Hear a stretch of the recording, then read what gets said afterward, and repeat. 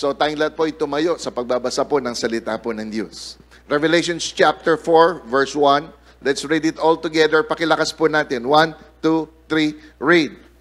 After these things I looked, and behold, a door standing open in heaven, and the first voice which I heard was like a trumpet speaking with me, saying, Come up here, and I will show you things which must take place after this. Tayong lahat po yumukot manalangin. Lord, salamat po sa gagawin po ninyo. Salamat po na mangungusap kayo sa amin. Salamat po na istira mo ang aming mga pananampalataya. And Lord, I pray that you will touch our eyes so that we may be able to see yung inanda mo sa bawat isa po sa amin. Lord, salamat po sa ginagawa mo. Maging sa oras na ito, may pinapagaling ka, may binabago ka, may gumagawa ka ng himala sa amin, pati yung mga nasa bahay po namin na iniwanan po namin. Salamat po, kumikilos ka rin sa kanila. Maging po yung nanonood by live streaming. Salamat, there is no distance sa panalangin. There is no distance in faith. Kaya mo silang abutin, Lord. Lord, we just bless your name this morning. In Jesus' name, everybody will say, Amen and Amen. We can all be seated. Good morning po uli sa bawat isa po sa inyo. So, nasa series po tayo ng The Year of the Open Door na nagsimula po ito nung napangaral po ni Pastora Malu. At sana po this morning, makita po ninyo yung mga bagay na ito na lalo pa kayong ma-encourage na ang taon na ito, it's the year of the open door sa buhay po natin. Let's say open door. Pakilakas, let's say open door. Open door, di ba? The title of today's message is Doors and More Doors. You know? Doors and More Doors. Ano ba ang door na gusto mong buksan ni Lord para sa iyo? Let me ask you, ano ba yung door na gusto mong buksan ni Lord para sa iyo? Marami pong, hello, Madam Mira, good to see you po. Ano ba yung door na gusto niyong buksan ni Lord para sa inyo? I guess, iba't iba po yung gusto po natin na buksan ni Lord sa buhay po natin. Alam po ninyo, there are different kinds of doors or windows that God wants to open for us. Actually, yung binasa ni Chi kanina, sabi niya, I will open the floodgates of heaven. Ibig sabihin, hindi lang po isa, marami. Naintindihan ba ho natin? Hindi lang po isa yung door na gustong buksan ni Lord sa atin. Marami siyang door. Yung binasa po niya, sa ibang salin, sabi po niya, floodgates. Sa ibang salin, flood doors. Sa iba naman, windows. Ibig sabihin, hindi lang isang bintana, hindi lang isang pinto ang gustong buksan ni Lord sa atin. Marami siyang pwedeng buksan sa buhay po natin. God is not limited to just one door. Di ba? Hindi po limited si Lord sa isang door lang. He has lots of doors that He had already opened and are about to open for us. Ako, na-excite po ako. Di ba? Kasi ako po'y naniniwala, maraming pinto na talagang nakabukas na para sa atin. Ang kailangan na lang natin, pumasok po tayo. Meron din mga pinto na talagang bubuksan ni Lord sa atin pag nasa sumentro na po yung buhay po natin. Alam po ninyo, yung iba kasi sa atin, ang gusto lang natin yung doors of provision. Ganyan na, doors of provision. Meron ba? Maraming doors. Nandyan ba yung maraming doors? Ching! Yan. Di ba? Marami po sa yung iba, akala po nila, isa lang ang pintong binuksan ni Lord. Hindi. Maraming doors. Di ba? Merong, eto, ang ano kasi natin, dahil pumapasok, nasanay po tayo sa pangangailangan natin, madalas ang iniisip lang natin yung doors of provision. Yung doors of provision. Example, yung trabaho mo. Kasi diyan ka kumikita. Yung business mo, dahil diyan ka kumikita. Minsan, nakala natin, yan lang ang door na pwedeng buksan ni Lord sa atin. O yung doors ng pagbibenta, yung doors ng pagtatrabaho, yung pag nag-overtime ka, lalo kang kikita, okay po yan. Pero isang door lang ito. Naintindihan ba ho natin? Marami. O naisip ba ho ninyo? Pwedeng buksan din ni Lord yung doors of favor sa buhay po ninyo. Yung doors of favor. Example, si Peter. Ito, magandang example si Peter. May biyahe po sila sa Sagada. Ang problema, nasira yung turbo niya. dinala sa talyer, hindi magawa. So, siyempre, si Tita Esther, medyo umuusok na siya. Kasi hindi magawa. Ibig sabihin nun, pag dinala yan sa kasa, siguradong malaki yung ayaw, gumaganyan yung sasakyan po nila. Nahihirapan po sila o may biyahe sila. Naisip ko, sabi ko sa kanila, siyempre, nararamdaman mo yung tension silang dalawa Nakasakay sila sa amin, papunta kami ng Cactus Jack. Silang nakasakay sa akin. Nararamdaman mo yung tension. Siyempre, yung ganyan ang mga kayo ba mag-asawa, nagkaka-tension kayo sa pera?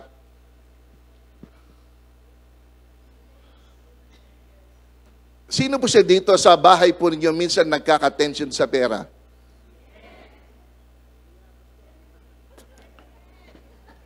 Ulitin ko po. Sino sa inyo dito sa pamilya nagkaka-tension kayo sa pera? Dito lang yung tumatama, yung sa likod, di po ay ulitin ko po.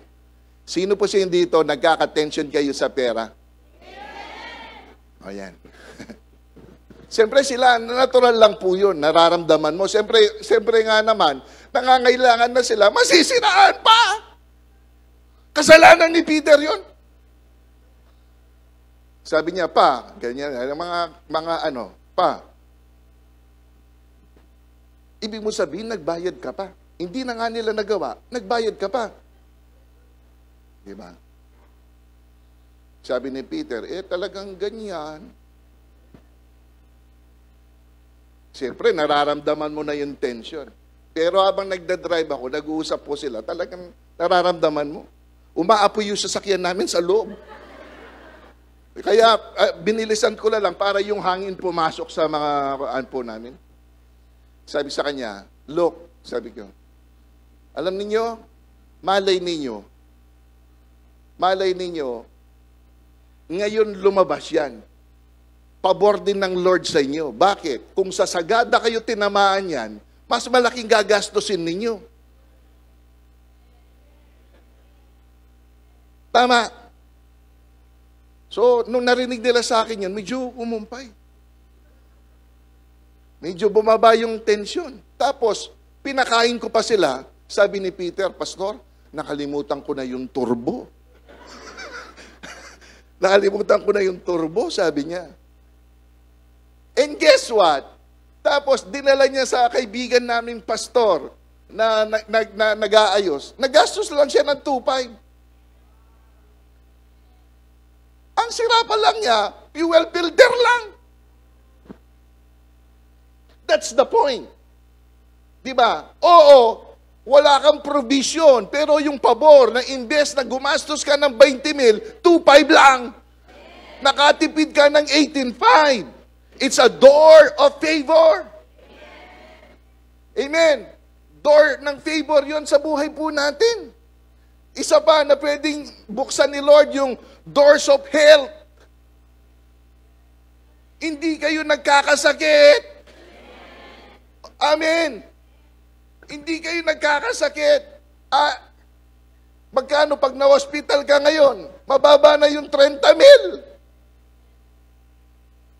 Imagine, hindi ka nagkasakit, parang na-bless ka rin ng 30,000. O, matanong ko kayo, bigyan kita ng 30,000, pero nasa hospital ka. Babayad mo lang sa hospital, kaysa sa wala kang karamdaman. Mas pipiliin mo yon. Can you say amen? Na-confine kasi tayo na mabibless ako ng pera. Okay naman po yon. Mabibless ako ng ganito. Yayaman ako. Okay po yan. Pero hindi lang yun ang door na pwedeng buksan ni Lord sa buhay po ninyo. Marami pang doors na pwedeng buksan si Lord sa buhay po natin. Ano pa? Yung doors of unexpected blessing. Amen. Nakakatawa yung mga bagay na ganito. Hindi mo naman inaasahan. Pero, nangyayari. Minsan yung wala kang ulam, tapos yung pusa, magdadala siya ng bangos. Ninakaw niya sa kapitbahay mo. Unexpected blessing, di ba ho? Amen. O kaya yung umattend ka ng party, matagal ka na single, nakita mo si Mr. Wrong. Can you say amen? Naintindihan ba ho ninyo? Nangyayari talaga mga bagay na ito, yung unexpected blessing. Minsan, ako nangyari ito minsan. Ito. Pupunta ka sa isang lugar tapos may magbibigay na lang ng 50,000 sa hindi mo naman inaasahan. Diba? Minsan may magbibigay ng, nangyayari ito. Unexpected blessing. Yung minsan, nakakatawa. Ito nung nandito si Janet, yung buhay pa si mama niya, nagkita kami sa nagkita kami sa hypermarket. Nag-grocery parehas. Ito yung mga pamilyang ito, ano po sila. Nung paglabas ko, inarang ako ng nanay niya. Yung nanay pa naman niya, alam naman po niyo artistahin. Sabi niya, Pastor, ito yung pera mo. Binigyan niya ako ng pera. Nung binigay po niyo yung pera, bumalik ako sa hypermarket. Nakakatawa po yan, expected blessing. Minsan kumakain kami sa AFC. Nakita din namin sila. Nung magbabayad na ako, sabi ng waitress, sabi niya, huwag na po kayong nagbayad, binayaran na po nila. Sana laging ganyan. Can you say amen? Nangyayari po ito. Kayo ba na-bless na yung hindi man ninyo inaasahan pero nangyari? Nangyayari ito. Kaya hindi lang isang door na pwedeng buksan ni Lord sa buhay po ninyo. Yung iba sa inyo, alam ko naman po, nagtatrabaho kayo, nag-overtime kayo, ginagawa ninyong lahat para kumita lang. Pero hindi lang po yun ang door na pwedeng buksan ni Lord sa buhay po ninyo. Isa pa, pwede rin yung doors of debt cancellation.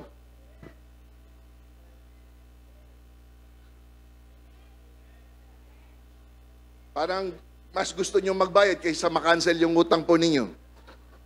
Pwede rin pong ganito. Yung isang araw na lang sasabihin po ng pinag-utangan mo, wala ka nang babayaran. Subukan nga po niyong gawin sa mga may utang sa inyo. Diba? Hindi dapat siya magbayad. Diba? Nangyayari po ito, yung tama na. Huwag ka nang magbayad. O bayad na yan. Can you say amen? Ano pa? Ano pa yung doors of connections? Yung may nakilala ka lang, binigyan ka niya ng business. O kaya, katulad nila Erwin, yung lupang yan, hindi gamitin mo. Connection. Tingnan mo ang katabi mo, pagsabi sa kanya, connection. Pakisabi sa tabi mo, nagpapasalamat ako, connected ako sa iyo. Yan.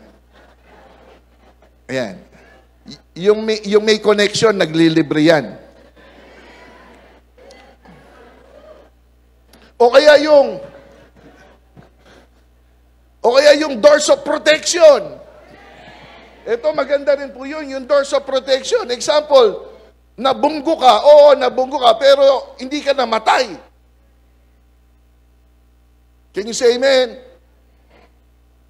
Naintindihan ba ho natin? Yung doors of protection, yung iba po sa inyo, nabunggo kayo, wala man na nasira sa ano po ninyo, okay lang kayo, kaysa sa tinamaan ka, nasugatan ka, ang laki ng gastos mo.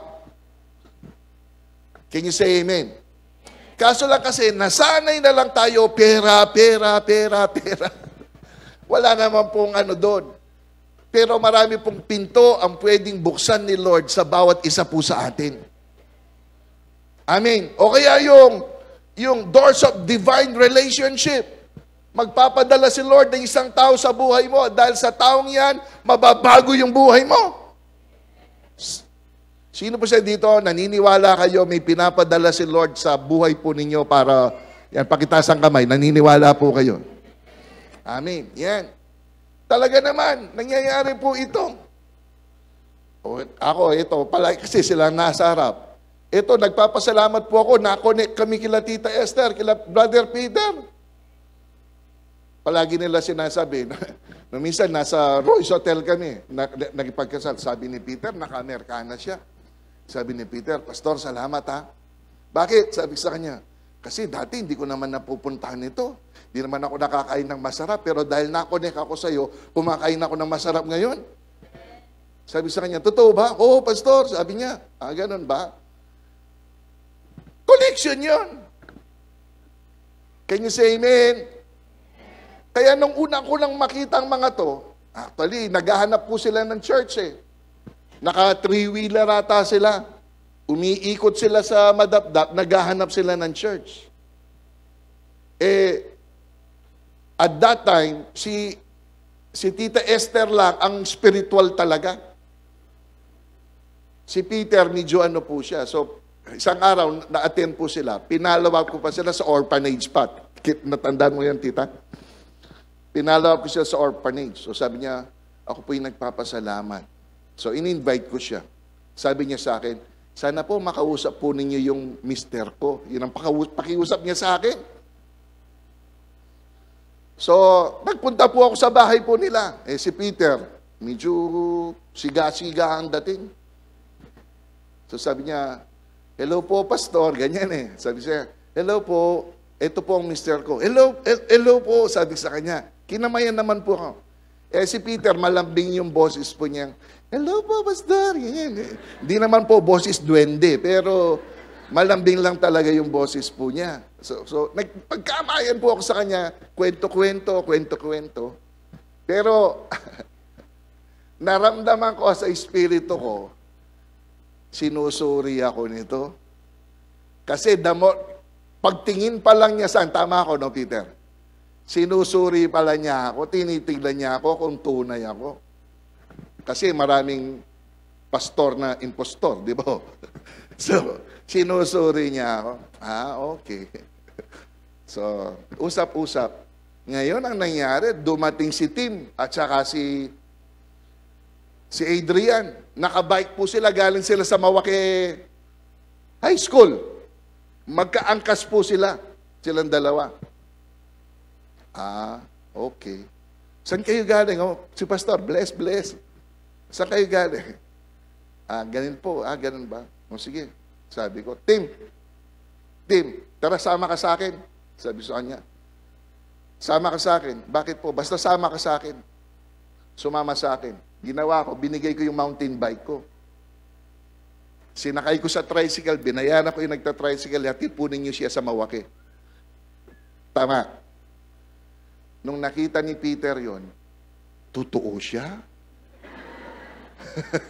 Totoo siya? Totoo siya. Kasi from that moment on, na-connect sila. And guess what? Nabago po buhay po nila. Hindi ko yung sinasabi, hindi sila nahihirapan. Pero mas maganda yung buhay nila ngayon kaysa sa dati. Amen. Dati, dahil na-connect kami sa kanila dati, nalalaki ang mata mo sa Starbucks. Ngayon, hindi na nagsusukan na sila sa Starbucks. Can you say amen? Divine connection. Pag sabi sa tabi mo, salamat, nandyan ka. Yan.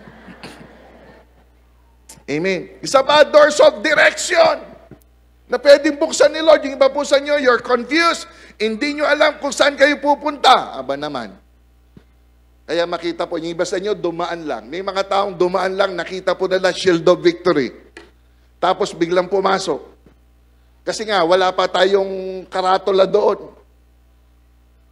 Nung unang dinedicate ito, di ba, may mga bulaklak sa harap po natin.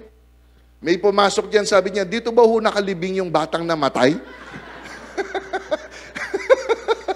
Nakakatawa yun. Nakakatawa. Nung minsan may pumasok dyan, di ba, minsan may dumaan dyan, sabi niya, magkano po yung kada ora? Akala nila motel. Nakakatawa talaga. Pero yung iba po sa inyo, napadpad kayo dito dahil nagbukas yung doors of direction sa buhay po inyo. Dinala kayo ng Lord sa simbahan na ito. And guess what? The rest is history. Dahil binuksan ng Lord yun sa buhay po ninyo. Yung iba, in-invite kayo dito, hindi man ninyo alam. Minsan nga nakakatawa. Yung iba sa inyo, Yung mga pag first timer kayo, may susundo pa dyan sa gate sa inyo. Di ba? Susundon pa kayo sa gate. Tapos kasi iba sa inyo, nahiya kayo. Hindi nyo alam kung saan papasukan po ninyo. Kasi hindi alam eh. Pero all of a sudden, dahil na-connect po kayo, nagkaroon ng bagong direction ito sa buhay po ninyo. Pakisabi uli sa katabi nyo, thank you ha. Ngayon ang tanong, what happens when God opens a door or a window? Anong nangyayari kapag nabubuksan yung pinto o yung window na yan sa buhay po natin? Number one, the Apostle Peter experienced an open door. Tingnan po niyo ito, no? Si Pedro po, nakaranas po siya ng open door. Bigyan ko muna po kayo ng kwento. Yung background nito, si Peter po, nabilanggo po sila. Kasama po sila James. Si James pinatay, pero siya nabilanggo po siya para patayin din the following day. Pero ito po yung kwento po niya. Let's read it all together. Acts chapter 12, 1, 2, 3, go. Peter was therefore kept in prison, but constant prayer was offered to God for him by the church. And when Herod was about to bring him out, that night Peter was sleeping, bound with 2 chains between 2 soldiers. And the guards before the door were keeping the prison. Now behold, an angel of the Lord stood by him, and a light shone in the prison, and he struck Peter on the side, and raised him up, saying, arise quickly. And his chains fell off his hand. Then the angel said to him, gird yourself and tie on your sandals. And so he did. And he said to him, put on your garments and follow me. So he went out and followed him, and did not know that what was done by the angel was real, but thought he was seeing a vision. When they passed the first and the second guard posts, they came to the iron gate that led to the city, which opened to them of its own accord. And they went out and went down one street, and immediately the angel departed from him. And when Peter had come to himself, he said, now I know for certain that the Lord had sent his angel and has delivered me from the hand of Herod and all the expectation of Jewish people. Nakabilanggo po ito. All of a sudden, dumating yung anghel. Inawakan lang niya, natanggal yung mga posas po niya. Tapos sabi ng anghel, sumunod ka. Sumunod na po si Pedro. Tapos, sabi po ng Bible, abang naglalakad po sila, akala ni Peter, ito isang panaginip lang. Pero totoo ito. Nung nalampasan po nila yung mga gwardya, sabi po ng Bible, yung pinto, kusa siyang bumukas.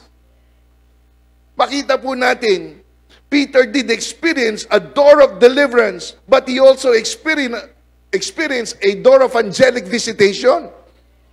Makita po natin, bumukas yung pinto para siya ay makaligtas. Para ma-deliver po siya. Gusto ko po sabihin sa inyo, alam po ninyo, yung mga taong gustong gumawa ng masama sa inyo, ililigtas po kayo ni Lord sa mga yan. Amen. Ililigtas, may mga taong nagpaplano laban sa inyo, ililigtas po kayo ni Lord dyan. Can you say amen? Can you say amen? Nandito ba si Richard? Sir Richard, nandito ka ba? Wala, di ba? Ay, nandito si Richard. Saka si John, nandito pa si John? Cornwall, nandito ba siya? Nandito siya. Ayun, nandito siya. Kakausapin ko kayo mamaya. Ito yung mga sa security kasi natin. Right after the service, kausapin ninyo ako, no? Tsaka si Richard. Kasi po napakalaga, yung mga taong gustong gumawa ng masama sa inyo, ililigtas kayo ni Lord. At ang maganda nito, bumukas yung door of angelic visitation. Sino po sa inyo dito gusto nyo bisitahin kayo ng anghel? Di nga. Ano kaya ang mangyayari kapag binisita kayo ng anghel? Yung, parang mulawin eh. Di ba? Gaganon siya. Tapos sasabihin niya, di ba? LB, ganyan, di ba? Ano sasabihin mo? Oh. Siyempre, may biglaya. Ano eh. Di ba? Dumating yung anghel, sabi niya, o sabihin ng anghel sa'yo, di ba? LB, Pinasasabi sa iyo ni Lord, gaganyan siya, di ba? Pagluto mo daw ng pansit si pastor, ganyan. O, di ba? Ano sasagot mo? Amen. Ayun, tama-tama si Kuya Leo at saka Crispy Pata. Maraming salamat po sa pinadala ninyo sa akin last week. Salamat po.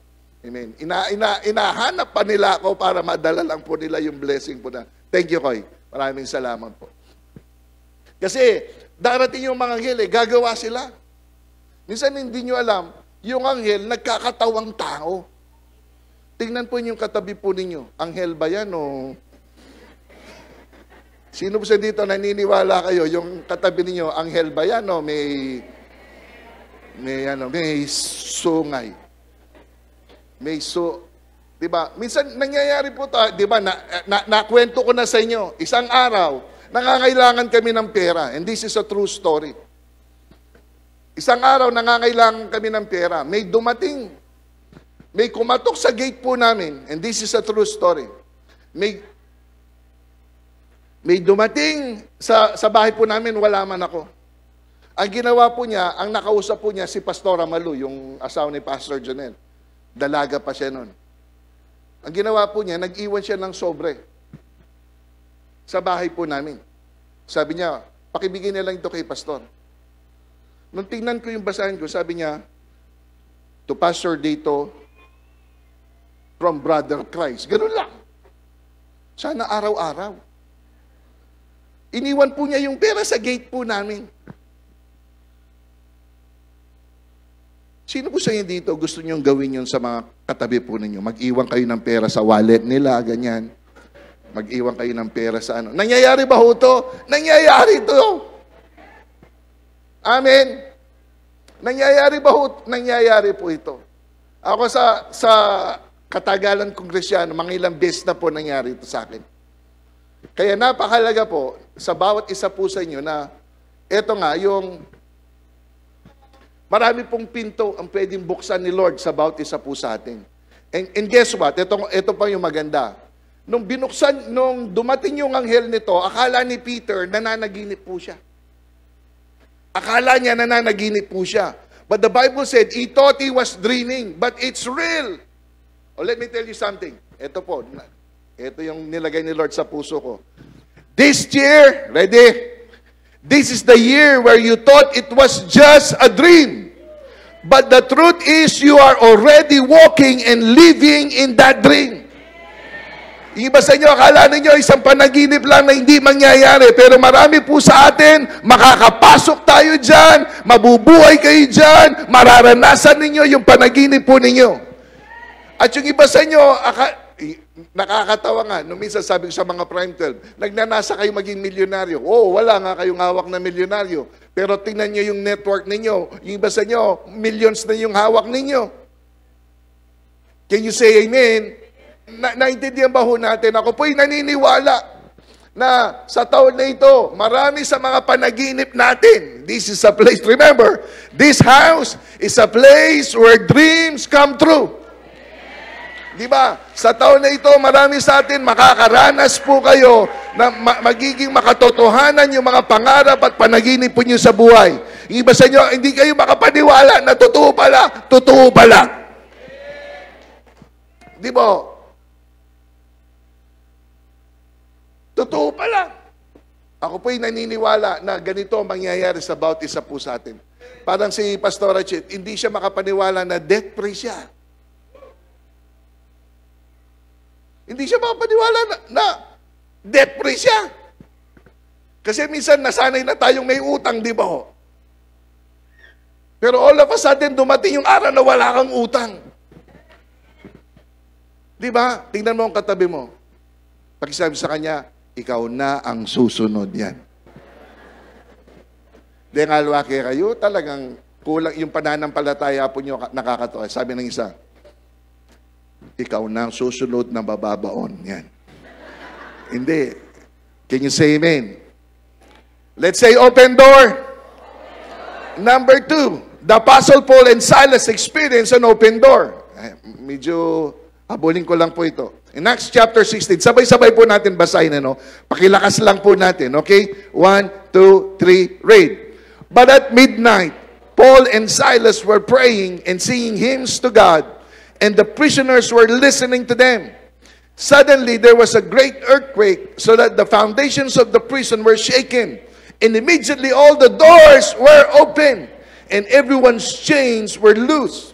And the keeper of the prison, awaking from sleep and seeing that the prison doors open, supposing the prisoners had fled, drew his sword and was about to kill himself.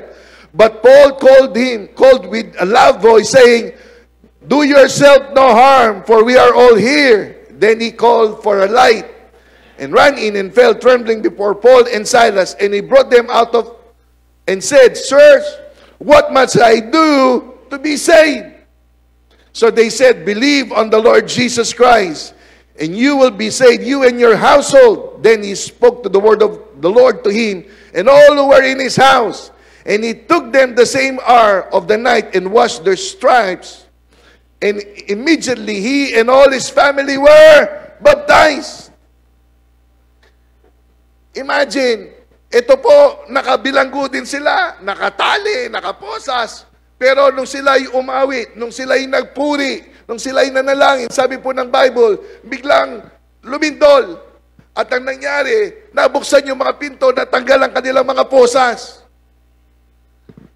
Ano nangyari? Na-deliver po sila. Another example of doors of deliverance. Di ba? Pwede naman sabihin ni Lord, kausapin mo yung hari para pakawalan sila. Pero si Lord, ito, doors of deliverance ang ginawa po niya. And the good thing, ito po yung maganda. Nung bumukas yung doors of deliverance sa kanila, anong nangyari? Yung doors of salvation, nabuksan din. Yung doors of salvation, nabuksan din. Medyo ulit-ulitin ko lang po ito kasi I'm about to throw something sa inyo. Nabuksan yung doors of deliverance. Tapos, nadamay yung door of salvation. Na-bless sila. Na-bless din yung Philippian jailer, pati yung pamilya po nila. Ready na kayo? Get ready, because when one door opens, a series of doors will follow. Come on. Umanda po kayo. Kapag nabuksan ang isang pinto, mabubuksan yung sunod-sunod na pinto na mabubuksan para sa inyo. Meron ba akong kasama dito na naniniwala? Mabubuksan po yung mga pintong ito sa buhay po ninyo. Sino sa inyo dito gusto nyo mabuksan yung doors of salvation sa pamilya po ninyo? Hallelujah! Nananaintindihan ba po natin? Maraming iba po sa inyo ngayon, wala kayong trabaho. Pero kapag nagbukas yung pintong ito sa buhay po inyo, sunod-sunod na ito. Naalala ko ito nung kay Goliath, di ba? Nung nag-away sila, si Goliath at saka si David. Ano ba sabi ni David sa kanya? Sa araw na to, sunod-sunod to pupugutan kita ng ulo. Di ba? Sa araw na ito, papatayin kita.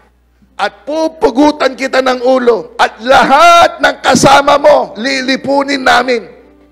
Yan ang sinabi po niya. Anong nangyari? Nung maglaban po sila, tinamaan ni Haring David, yung ulo ni Goliath at siya po'y tumumba. Namatay po siya on the spot. Tapos anong susunod na ginawa po niya? Sa sariling taba ni Goliath, pinutol po niya, pinugutan siya ng ulo. Ang nakakatawa, nung nakita ito ng mga kalaban po nila, nagtakbuhan na sila. Bakit? Alam nila silang susunod ni. It's the same thing. Kapag nagbukas ang isang pinto sa buhay po ninyo, sunod-sunod na ito. Meron ba akong kasama dito na naniniwala na sunod-sunod na bubukas yan sa buhay po ninyo? Pwede ba kayong tumayo? Umanap kayo, talo ka daw, pakisabi yung pintong gusto nyong buksan ng Lord sa buhay po ninyo. Doors of miracles, doors of deliverance. Sige po, huwag po kayong mahiya. Sabihin po ninyo, come on. Sabihin po ninyo, huwag kayong mahiya. Ipagyabang po ninyo. Pag nabuksan yan, sunod-sunod na po yan sa buhay po ninyo.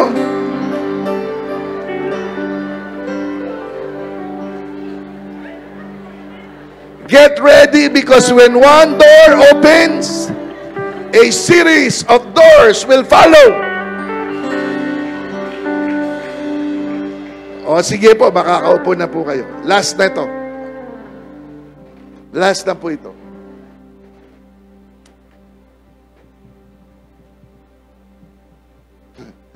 Lagyan po ng pananampalataya ang sarili po ninyo. Di ang alwa, yung iba sa inyo nakakatawa. Anong doors ang gusto mo? Wala, kandado yan. Wala, kandado lahat. Hindi po, lagyan ng pananampalataya. Di ba?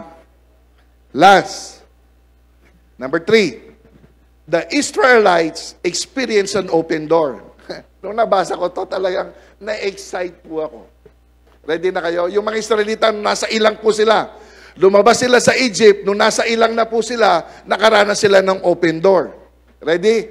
Psalms 78, verse 22-28. Basahin po nyo ng maayos. 1, 2, 3, read. But He commanded the skies to open. He opened the doors of heaven. He rained down manna from them to eat. He gave them bread from heaven. They ate the food of angels. God gave them all they could hold.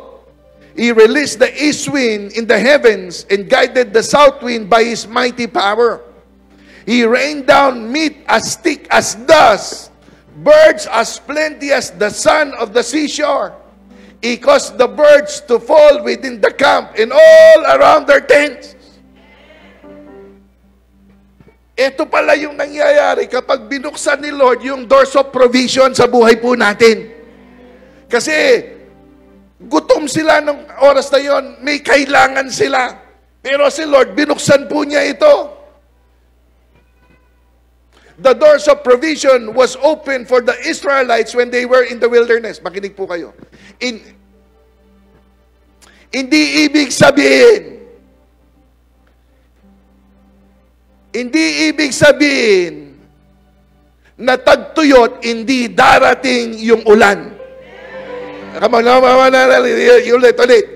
Hindi ibig sabihin tagtuyot, hindi darating yung ulan. Hindi ibig sabihin na mahirap ka ngayon, hindi ka nasasagana.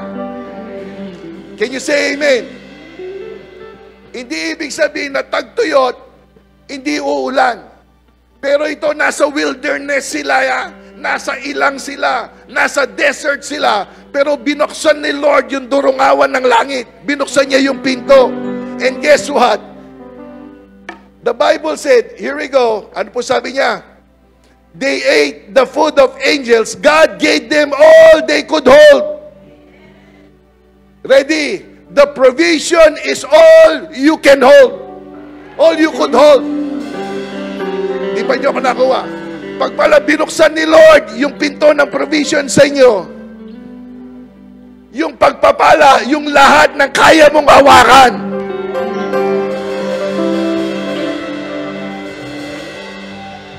The Bible said, God gave them all they could hold. God gave them all they could hold. The provision is all you could hold. Ano ba kaya mo? Kate, ano yung kaya mong blessing na hawakan? Diba? Tita, ano yung kaya mong hawakan? Lan, ano yung kaya mong hawakan na pagpapala? Diba? Kung nahawak ka na ng 10 million, probably this time, kakayanin mo na yung 20 million. Dati kaya mong i-manage yung tatlong bahay, marahil ngayon magkakaroon ka na naman. Did you get the point? Ang point dito, when the doors of provision opens, ang blessing na dala nito, all you could hold. Parang eat all you can din. Amen. Eat all you can. Ito pa yung maganda. Sabi po niya, He rained down meat as thick as dust, birds as plenty as the sand of the seashore. Here we go. He caused the birds to fall within their camp and all around their nets. Anong ibig sabihin nito? The provision falls right in your own house and around your family. Kapag nabuksan po yung provision na ito, yung door na ito, babagsak ang pagpapala sa pamilya mo, sa sarili mong tahanan. Sa sarili mong tahanan. At hindi lang ikaw ang mabibless, 10 ng pamilya mo mabibless din. Diba? Sino po sa dito nagpipray kay Lord, wag mo lang akong bless, pati pamilya namin, i-bless mo sila. Diba? Lahat yung mga anak mo mabibless, yung nanay mo mabibless, yung tatay mo mabibless. Hallelujah! Naalala ko po kasi ito. Nung nagsimula kami sa simbahan nito, nung nasa multipurpose pa tayo, nang hindi pa ganito yung building po natin. Lahat salat. Yun iba yung kulang. Yung lahat kulang, hirap na hirap. Pero ang maganda, nagpatuloy po tayo. Until the Lord opened the doors of provision sa buhay po natin. Diba? Hirap na hirap nun. Maalala ko yung keyboard po natin noon. Ganito kalaki. Naalala ko. Tapos yung mga gamit po natin, ano lang, dinonate lang, nasira-sira pa. Wala pa eh. Parang tinitest pa tayo ni Lord at that time. Pero when the right time came, binuksan po niya yung provision sa atin. Ngayon, okay, di ba? Amen. Dati isang aircon lang, hindi natin kayang bilhin. Kaya air continuous pa po tayo. Pero ngayon, lahat ng ano po natin naka-aircon. Ultimong banyo po natin naka-aircon. Kung gusto po ninyo, pati parkingan natin, pa-aircon po natin. Why? God just opened the doors of provision sa atin. Ganyan din po sa buhay po ninyo. Kayo pong naghihirap ngayon, huwag po kayong mawalang pag-asa. Unti-unti, bubuksan po ng Lord dyan sa buhay po ninyo. The provision is all you could hold. Sino po siya dito nag-eat all you can na kayo? Tayong lahat, di ba? Most likely tayong lahat. Sino po siya dito dahil sa eat all you can po ninyo, nagtai po kayo? Meron ba dito? Dahil sa kaka-eat all you can ninyo, nagtai po kayo? O kaya yung, yung nanigas yung tiyan ninyo, naranasan ninyo yon? Ang sagot po doon, buskupan. Isang araw, nanonood si D.I. by live streaming. Hello D.I. Nasa New Zealand po siya. Yung panganay kong anak. Sabi niya pa, this is a true story.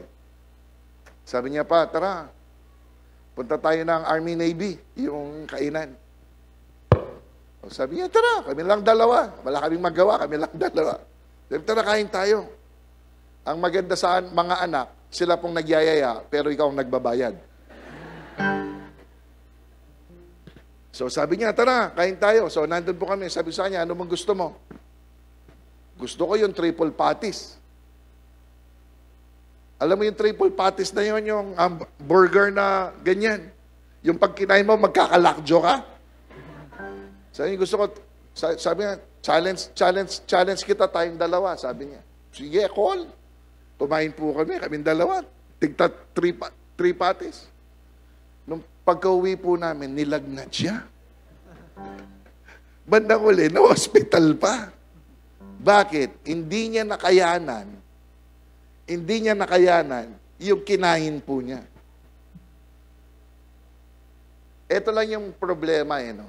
Makinig po kayo. Sana kapag kayo po ito, magbago po kayo. May mga tao, pag napagpala na po sila, ang unang nakakalimutan nila, yung Diyos na nagpala sa kanila. Nagkakasakit kaagad. Yung kinain nila, yung blessing, naging all of a sudden, naging sumpa. Ba't di ka na umatin? Kasi yung apo ko. Ang sarap po ng mga apo, di ba? Kasi pastor, ang likod-likod, ayaan po niyo lang magtakbo dyan. Ganyan talaga mga bata. Ang maganda, isanay po ninyo silang nasa simbahan. Kasi pastor, ang likod-likod nila. Hindi, okay lang po yan. Wala na sigurong lilikot. Yung mga top honors. Di ba? Ang dami. Si grandpa na lang, oh. Si grandpa, si Yeshua, si Yesya, yes, you. Ano ba yung... Pero mga bata po, what can you do? Kids are kids. Ang maganda, sanayin po natin sila sa simbahan. Hindi kasi nakakaya. Di doon po kayo sa likod. Di ba? Pabukas din yung pinto. Nakikita naman ninyo ko. Amen. Hindi kasi may negosyo kami, pastor. Nawa malugi kayo. Ay, hindi, joke lang. Kasi, kung kailan ka pinagpala, yung nag-bless sa'yo, siya pang kinalimutan mo. Can you say amen? Kaya, ako po'y naniniwala sa mga nag-honor kay Lord, i-honor din po niya kayo. Can you say amen? When the doors of provision opens, alam po ninyo, the provision is all you could hold. Amen. Nakakatawa. And, ano lang po, 2 weeks ago, si Twinkle nandito siya, sabi niya, Pastor, alam mo naman si Twinkle, yung boots kasi niya. Gusto ko yung boots ni Twinkle eh. Kasi di ba, hindi siya sanay maglakad ng boots. Dati kasi piling lalaki siya eh. Pero ngayon dalaga na siya. Naka-boots siya. Pastor, ano? Sabi niya, Pastor, ito po yung first fruit ko. Di ba? Ito po yung first fruit ko. Pinag-pray ko siya. Nakakatawa. The following week, binigay ni Kuya Alex sa kanya yung e-bike niya. Di ba?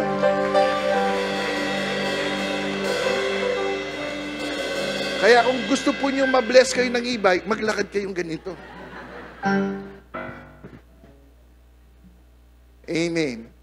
Sino po sa dito, ready na kayo na buksan ni Lord yung mga bagay na ito sa buhay po ninyo? Abiling ko lang po sa inyo.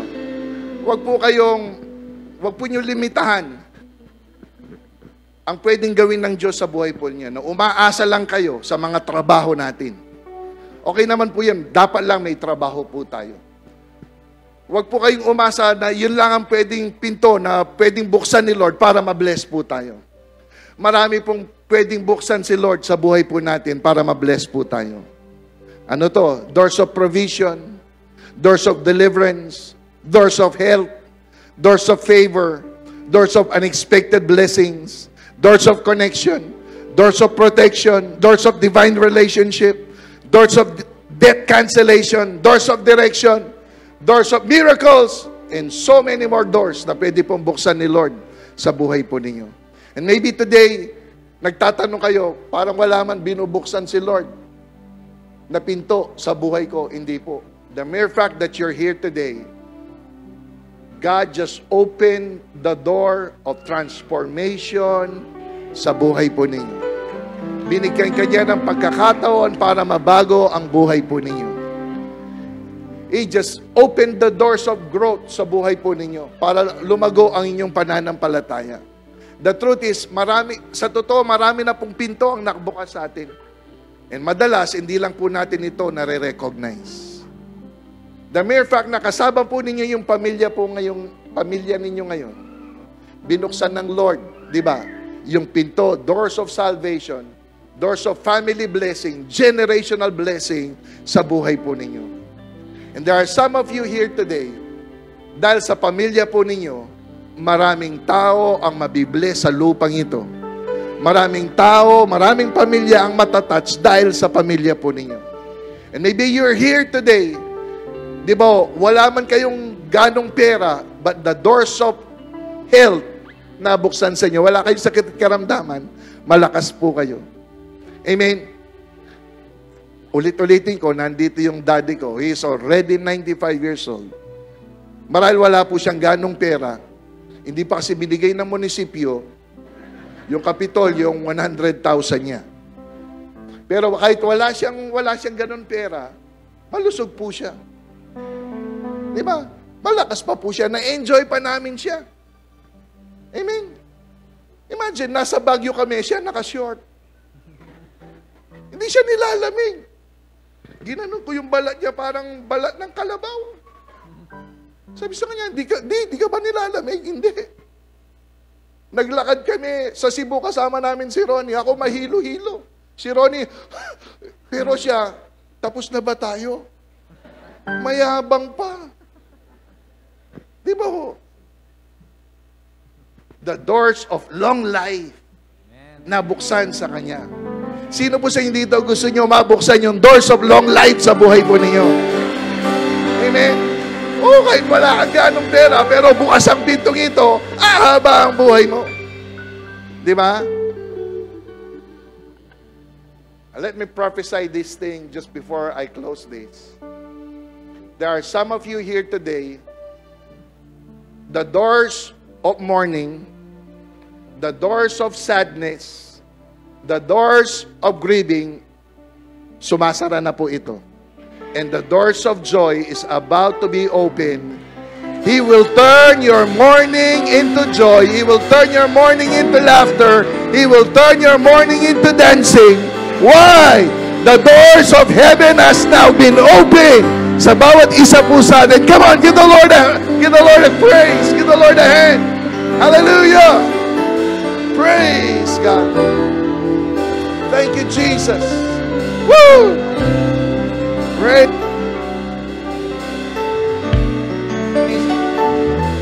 Praise God. I pray that God will open your spiritual eyes so that you may be able to see what doors He had already opened sa buhay po natin. Dalahin ko na ba, buksan ang inyong mga mata para makita po ninyo ano yung pintong binuksan na ng Lord sa inyo.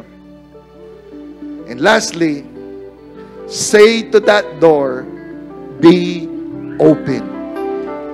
Sabihin po natin, be open. Pakilakas po natin, be open. Sabihin po natin, doors, be open. Palakpakan po natin ang pen. Come on, just begin to lift up your hands. Let's worship the Lord. Thank you, Lord. Wala mahirap sa'yo.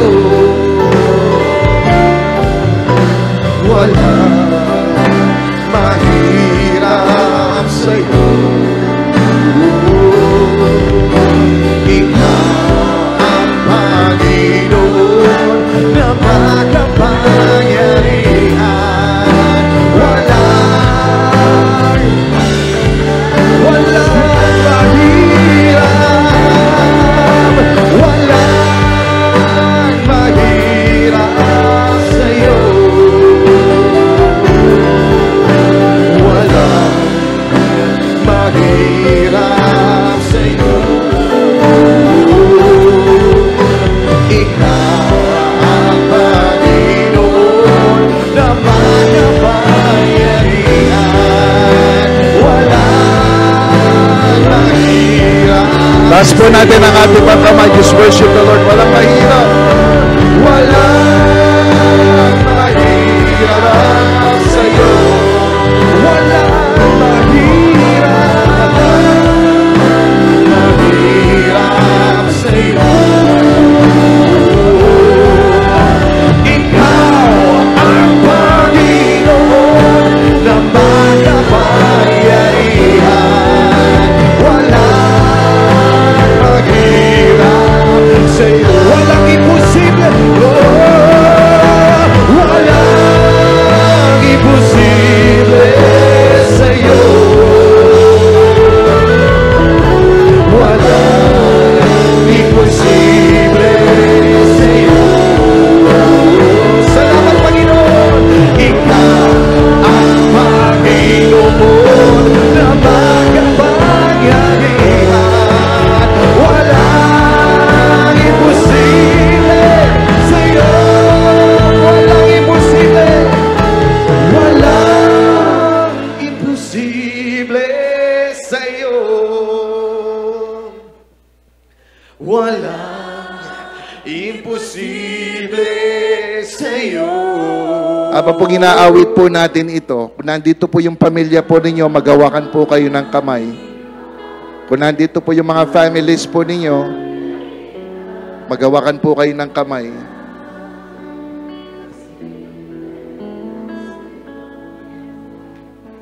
Alam po ninyo, sa bawat pamilya na nandirito, gusto ko pong sabihin sa inyo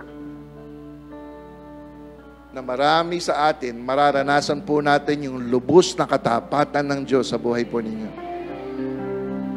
Mararanasan po ninyo yung kaibang presensya ng Diyos sa buhay po ninyo. And the doors of salvation will be open sa bawat pamilya po, sa bawat isa nyo. Kung nandito kayo, kayo lang pong sumasampalataya kay Lord, believe that the doors of salvation, mabuksan ito sa bawat pamilya po niyo. The Bible said, believe on the Lord Jesus Christ. You and your whole household will be saved. Kalooban po ng Diyos na maligtas ang buong pamilya po ninyo.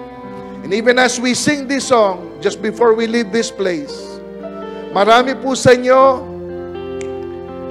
yung kalungkutan ninyo, biglang tatanggalin ng Lord ito sa buhay po ninyo. Ano man ang kalungkutan ninyo, biglang malilift ito sa inyo, and it will, papalitan ito ng Panginoon, ng kasiyahan, kagalakan sa buhay po ninyo. Taas po natin ang ating mga kamay. Thank you, Lord. Let's sing this song. Praise God. Sadyang kay buti na ating Panginoon, Tatapat sa habang panahon, maging sa kabila ng aking pagkukulang, biyaya niya'y patuloy na daan. Yes, yes, Lord. Katulad ng pagsinag ng itong araw, patuloy siyang nagbibigay tanglad. Kaya't sa puso ko damdamin, Thank you, Lord. Yes. katapatan niya'y Itaas po natin ang ating mga kamay. Sambahin ang Panginoon. dakila ka, O Diyos, tapat ka tunay, magmula pa sa ugat ng aming lahi. Mundo'y magunaw at maaasahan ng lagi, pagihang bawat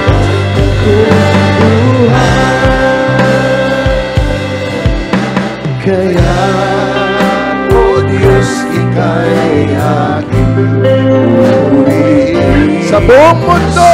Buong mundo'y aking awitin. Yes, Lord. Dakila ang iyong katapatan, pag-ibig ko'y walang hanggan. Praise the Lord. Dakila ka, O Diyos, tapat ka ng tunay, magmula pa sa ugat ng ating lahi. Mundo'y magunaw man maaasahan ang lahi, maghihang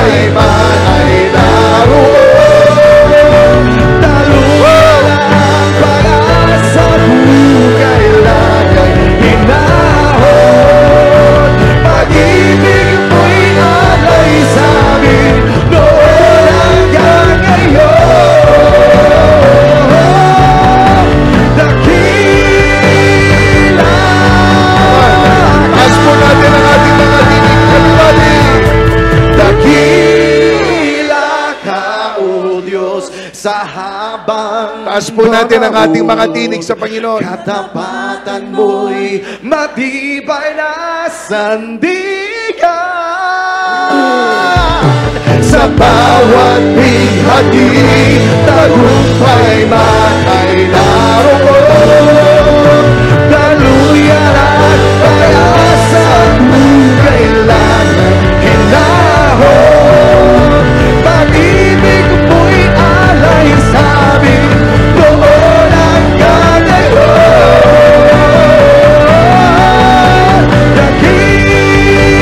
For the last time, come on. Just lift up your voice. One more time. Dakila ka, O Diyos, sa habang panahon. Katapatan mo'y matibay na sandigan. Sa bawat bighati, tagumpay ay naroon. Kaluyan ang pag-asa kung kailangan hinahon. Pag-ibig mo'y alay sa amin, noon hanggang ngayon.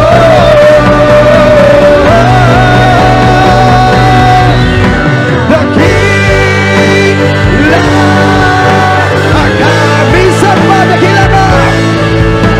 Dakila ka, O Diyos, sa habang panahon.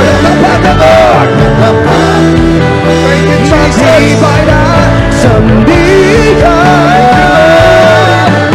Sa bawat bighati, tagumpay man ay naroon.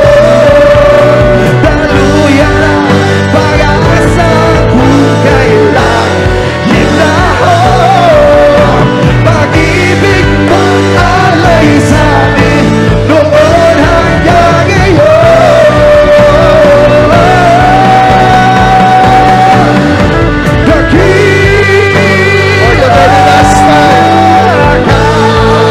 Dakila ka, dakila ka, dakila ka.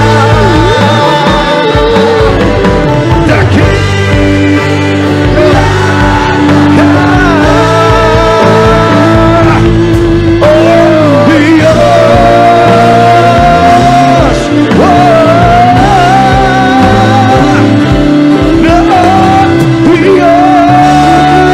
Palakpakan po natin ang Panginoon. Come on, give the Lord a hand. We praise you, Lord. We bless you, Father. We give you glory. We give you praise. You are worthy to be praised. Worthy to be praised. Worthy, worthy are you, Lord. Salamat sa iyong katapatan. Dakila ang iyong katapatan, Panginoon. Salamat, O Diyos. Come on, give the Lord a shout in this place. Give Him worship. Give Him praise. Hallelujah. Hallelujah. Dakila ka, O Diyos, sa habang panahon. Come on. Katapatan mo'y matibay na sandigan.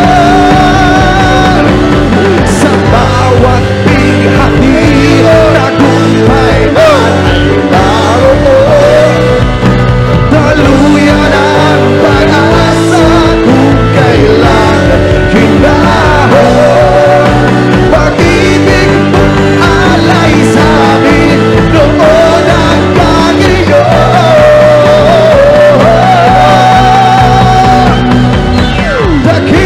Dakila, dakila ka, Panginoon. Isa pa. Dakila ka, O Diyos, sa habang Thank you, Jesus. katapatan mo'y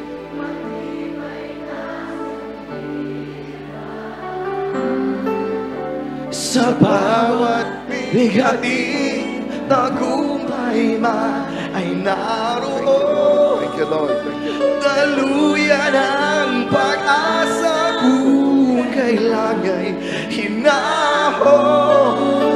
Pag-ibig mo'y alay sa amin noon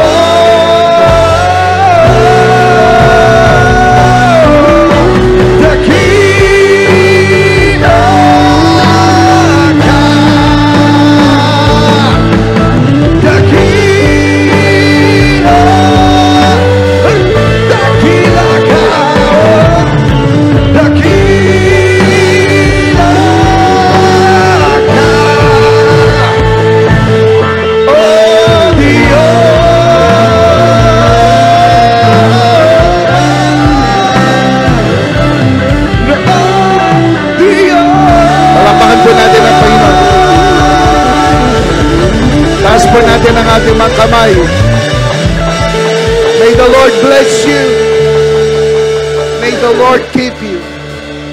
May the Lord cause His face to shine upon you. May you experience His peace now and forever. May you be blessed coming in. May you be blessed coming out. May you experience doors and more doors to be open in your life. May you experience them when you go to work. May you experience them when you go to school. May you experience them when you go to your homes. May you experience them wherever you go. I bless you now in Jesus' name. Everybody will shout. Thank you for coming. Thank you for watching. God bless you.